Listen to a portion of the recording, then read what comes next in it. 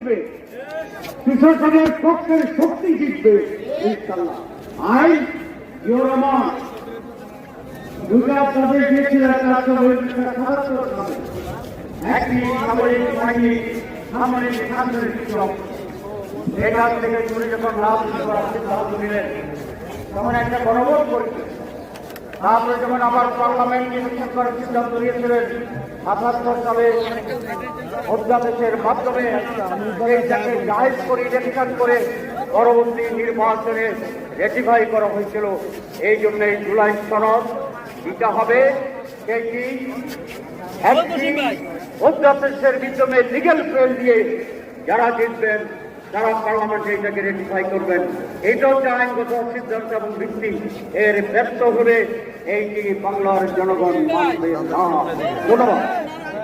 সংগ্রামী বন্ধুগণ, এখন বক্তব্য রাখবেন হামলা গণহত্যার নির্মম শিকার হয়েছিল যে সংগঠন আবাদত ইসলাম বাংলাদেশের সংগ্রামী নায়েবে আমির বিশিষ্ট আলেমে দ্বীন মাওলানা মহিউদ্দিন রব্বানী। বিসমিল্লাহির রহমানির রহিম। মুসলিমদের এই বিশাল জনসমুদ্রের সংগ্রামী সভাপতি, উপস্থিত জাতীয় নেতৃবৃন্দ, ওলামায়ে-কেরাম, সাংবাদিক বন্ধুরা, মুসলিম ভাইয়েরা, বন্ধুগণ, বিগত বছর যে জুলুমের শিকার হয়ে সবচেয়ে বড় করেন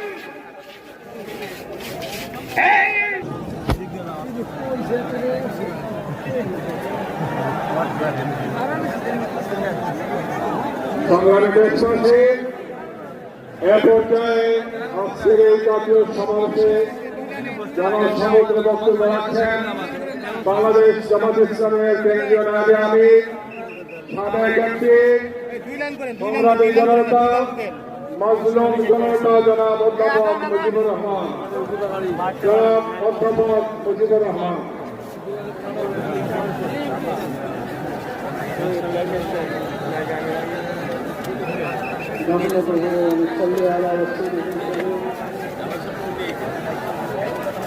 কল্যাণী সভাপতি, আজকের এই জাতীয় মহাসমাবেশের সম্মানিত জাতীয় নেতৃত্ব, থেকে